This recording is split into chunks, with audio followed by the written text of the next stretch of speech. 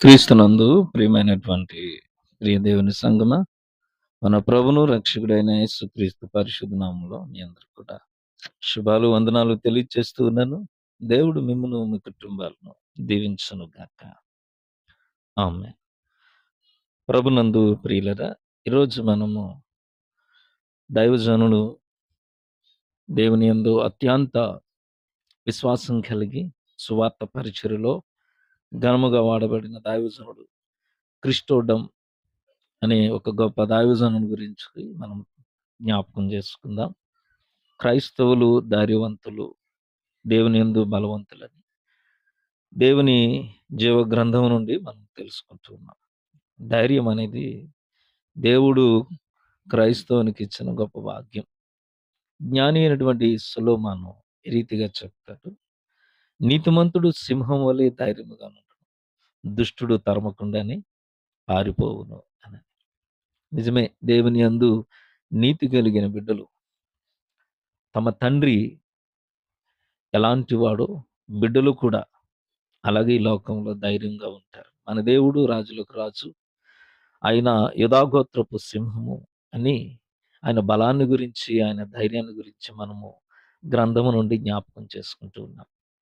Bible గ్రంథం కూడా మనకు జ్ఞాపకం చేస్తుంది, భయపడవద్దు, నేను నీకు తోడై ఉన్నానని. ప్రభు భక్తులతో మాట్లాడుతూ ఉంటాడు. విశ్వాసి ఎప్పుడు కూడా దేనికి భయపడకుండా ధైర్యంగా ఉండగలిగిన వాడు.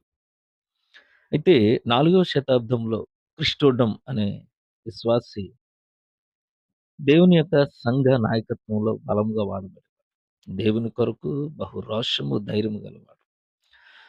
ఆయన కాలంలో రోమా సామ్రాజ్యం అధికారులను, క్రైస్తవులను బహుగా బాధలకు గురి చేసి హింసిస్తూ మరి అనేక హింసలు పెట్టేదని చరిత్ర మనకు తెలియజేస్తుంది. అప్పట్లో క్రిస్టోడమ్ యొక్క ధైర్యం గురించి, ఆయనకున్నటువంటి దేవుని యెడల మరి ఏలియా వంటి రోషము కలిగిన వాడిని విన్నటువంటి రోమా అధికారులు అతని విశ్వాసములో బలహీనపరిచి దేవునికి, దేవుని సేవకు దూరం చేయాలని అతన్ని పట్టి బంధించి చెరసాలలో వేయించారు. ఎలాగైనా అతను ఉంటే క్రైస్తవ విశ్వాస లోకం పెరిగిపోతుంది, అతన్ని బలహీనపరచాలి. ఆ తర్వాత రోమా చక్రవర్తి ఆయన తన ముందుకు పిలిపించి చాలా ప్రశ్నలు అడుగుతుండేవాడు.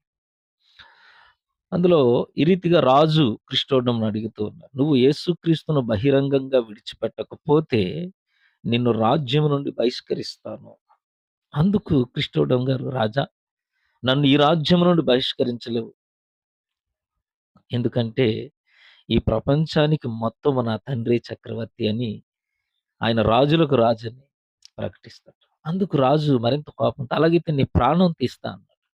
అందుకు అతడు, "రాజా, నువ్వు నా జీవాన్ని కనీసం ముట్టను కూడా ముట్టలేవు. అది నా తండ్రి చేత దాచబడి ఉంది." అయితే రాజు అంటాడు, "అలాగైతే నీకున్న ఆస్తిపాస్తులన్నీ బుగ్గుపాలు చేస్తానని" అంటే అందుకు అంటాడు, "నా ఆస్తిని కూడా నీవు ముట్టలేవు. కారణము నా ఆస్తి పరలోకంలో భద్రపరచబడి ఉంది. అలాగైతే నిన్ను అందరి చేత ఛీ అనిపించి నిన్ను ఏకాకిగా చేస్తా.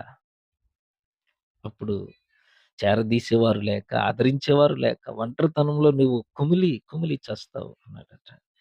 అందుకతడు, "రాజా, అది కూడా నీ వల్ల కాదు. ఎందుకంటే నా స్నేహితుడైన యేసయ్య నుండి, నా సమీప బంధువైన యేసయ్య నుండి, నా తండ్రి అయిన ఆయన ప్రేమ నుండి మరణమైనను, వస్త్రహీనతైనను, కరువైనను, ఉపద్రవమైనను వేరు చేయదు. రాజా, చివరిగా ఒక్క మాట, నేను రారాజు కుమారుణ్ణి. నువ్వు నన్ను ఏమీ చేయలేవని" ధైర్యంగా బదులిచ్చాడట. ఎంత గొప్ప రోషం గలవాడు క్రిస్టోస్టం. ప్రియులరా, మనం ఈ రోజుల్లో దేవుని కొరకు ఎలాగ జీవిస్తున్నాం? కనీసం మనం ఉద్యోగం చేసే చోట, ప్రయాణం చేస్తున్న రైళ్ళల్లో, బస్సుల్లో, లేక నలుగురి మధ్య కూర్చుని ఉండేటప్పుడు, స్నేహితుల మధ్య ఉన్నప్పుడు, నేను క్రైస్తవుడినని చెప్పుకోవటానికి కూడా చాలా మందికి ధైర్యం లేకపోవటం బహు విచారం. దేవుని బిడ్డగా నీవు జీవించాలి అని దేవుడు కోరుకుంటూ ఉన్నాడు.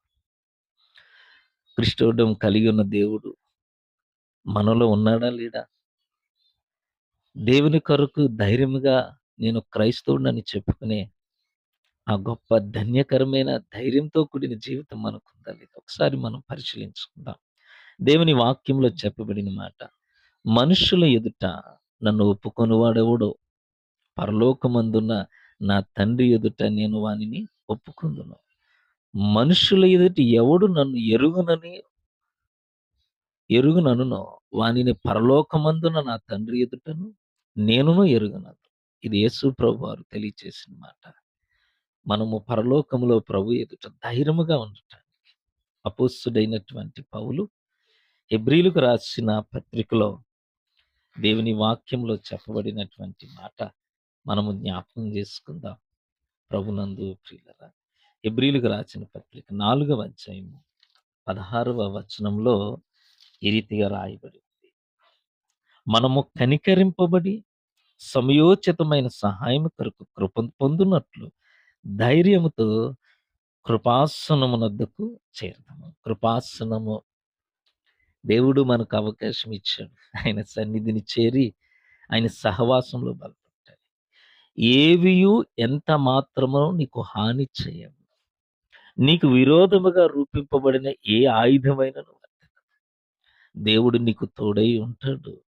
ఎర్ర సముద్రములో నడిపించిన దేవుడు, యొర్దాను నదిని పాయలు చేసిన దేవుడు, యోసేపును ఐగుప్తు చెరలో ఉంచినప్పుడు, పోతీఫర్ ఇంటికాడ అవమానంలో ఉన్నప్పుడు దేవుడు విడిచిపెట్టలేదు. ధైర్యముగా జీవించారు కాబట్టి దేవుని కొరకు గొప్ప కార్యాలు వారు చేశారు. మనము కూడా అంతే. ప్రభునందు ప్రియులారా, దేవుని కొరకు ఎంత ధైర్యము కలిగి ఉంటామో, ఆయన కొరకు ఎన్ని కార్యాలు చేయటానికి మనల్ని మనం సిద్ధపరచుకుంటామో, దేవుడు మన జీవితాలను బలమైనదిగా చేయబోతూ ఉన్నాడు. దేవుడు మీ అందరినీ దీవించి ఆశీర్వదించును గాక. ఆమేన్. ప్రార్థన చేసుకుందాం. కృప కలిగిన మా తండ్రి, పరిశుద్ధుడైన దేవా, నీ ఘనమైన పరిశుద్ధమైన నామానికి స్తుతులు చెల్లిస్తూ ఉన్నాం. మరొక పర్యాయము మేమందరము కలిసి ఈ రీతిగా నాయనా, నీ ప్రియ కుమారుడు, మరి చరిత్రలో గొప్ప సేవ చేసిన క్రిస్టోడమ్ అనేటువంటి దైవజను యొక్క ధైర్యాన్ని, నీ వలన కలిగినటువంటి గొప్ప బలాన్ని జ్ఞాపకం చేసుకుంటూ, నిన్ను గణపరచటానికి మీరు మాకు ఇచ్చిన కృపకి నీకు వందనాలు. నీ సన్నిధిలో, నీ పరిచర్యలో మేము జీవిస్తూ సమాజంలో నిన్ను ప్రభు మహింపరుస్తూ అనేకులకు నీకు సాక్షులుగా నిలబడటానికి, అనేకుల రక్షణ కొరకు మేము జీవించడానికి కృప దయచేయండి. నేను నీ ప్రియ బిడ్డల కుటుంబాలను ఆశీర్వదించి బలపరిచి సమస్తమైన విషయాల్లో నీవు తోడుగా ఉండమని యేసు అతి పరిశుద్ధ నామాన్ని ప్రార్థించి వేడుకుంటున్నాము తండ్రి. ఆమేన్. మన తండ్రి అయిన దేవుని ప్రేమ, కుమారుడైన యేసుక్రీస్తు కృప, పరిశుద్ధాత్మిక అన్యోన్య సహవాసం మనందరకు తోడైండును గాక. ఆమేన్. ఆమేన్.